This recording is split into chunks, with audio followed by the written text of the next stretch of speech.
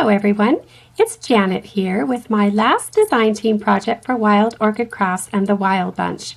And I want to thank Paul and Surrey. This has been a fabulous opportunity and I've really enjoyed my time using their wonderful products. And just check out the Wild Orchid Crafts channel because they have a new design team that is just putting out some fabulous work. So you'll want to make sure you see that. And I will continue to be using Wild Orchid Crafts products because I love all of the things that they sell. So for this project, we did a swap with some of the old design team members, and the swap was hosted by Jules. And I did another one of my Tea Party boxes, except for this one I did in an aqua color. I used the Annie Sloan Duck Egg paint for this color. I love aqua and pink together. It's just one of my favorite combinations. So it isn't totally complete yet. I haven't put the window in because I will be personalizing with the person's name that it goes to, and I don't want to give that away yet. So I won't put that in for now. The frame is just put on, but it's actually easier to photograph because you don't have the shiny part of it. So it is just a cigar box that has been altered, and like the last one, I added a whole entire box made out of chipboard just on top, and I just started with a square. I made a square out of just chipboard pieces and glued them together, and then just kept layering different pieces to come up with this box. And then around the edge to hide where I put the two together, I used this beautiful, beautiful white net lace. It's this lace right here.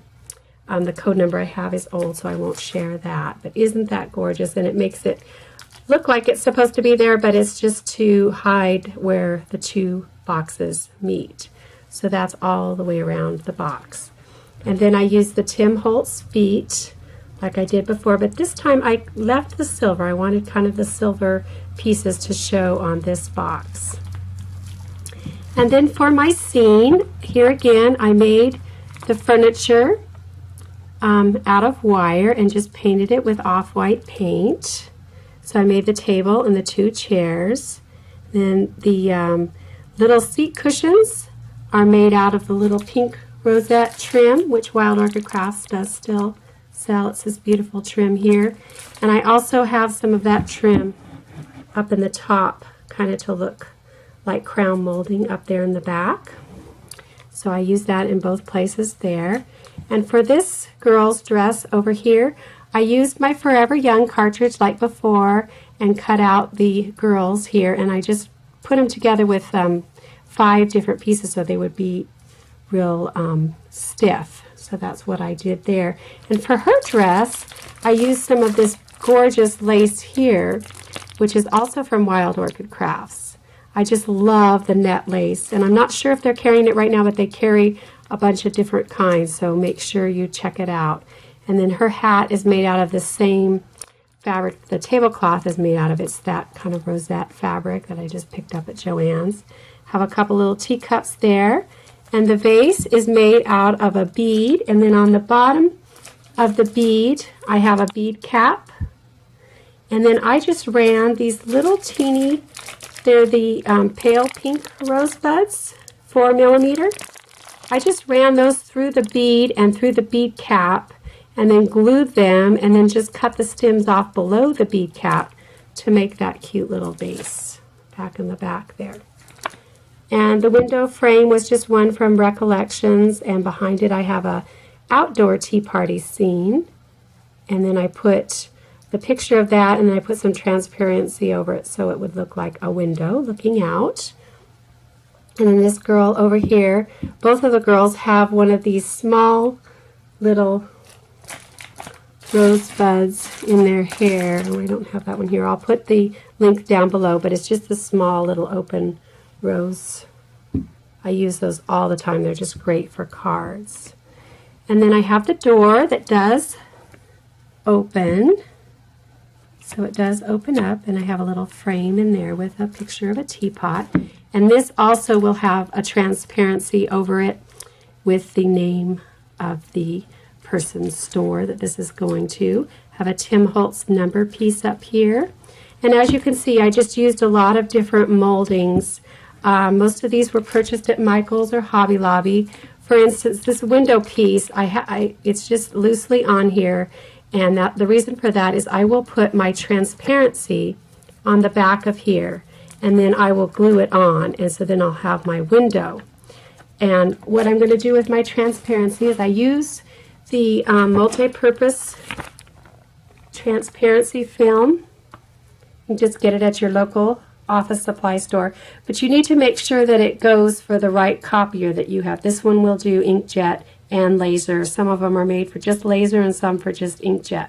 So you just need to make sure that you get the right product for your printer. And then I will print out a nice little label like I did before with the person's name, and I will have a little tea room on there as well. So that is why I left that off there. And then I also, at the top there, I have some of the pure cream lace, if you can see it up here, and it'll peek out of the window when the window goes on. And that is this beautiful lace right here. I've used this in so many different projects. So I am just so happy with the way it turned out. And this time I did make it smaller so that I don't have an overlap on the back. So it just have this big piece of trim here. I got this piece of trim from Home Depot. So if you just layer and layer, it works. And then that'll just go on there. So on the inside of the box, oh, I forgot to mention, in the back of the box, I used fabric, and I just used my matte gel medium to wallpaper the fabric onto the back so that it would look like wallpaper. And then I used that fabric and a coordinating fabric on the inside of the box. So I used the same fabric here. I sewed around the edges. I have a little Recollections corner there, and I think that's a Petaloo dress form, wood dress form.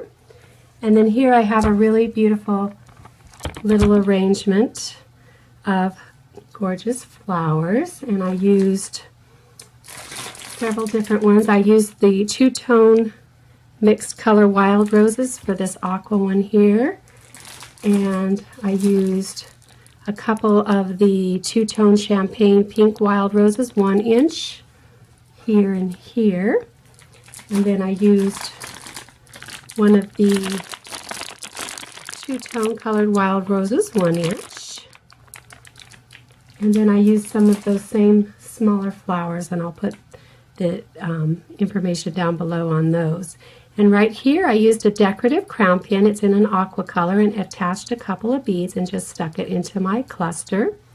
In the back here I have some of the rose silk ribbon. I don't believe Wild Orchid Crafts carries this any longer, but I did get it from them. So I have that in the back, and then I have a piece of vintage lace kind of draped coming in back there.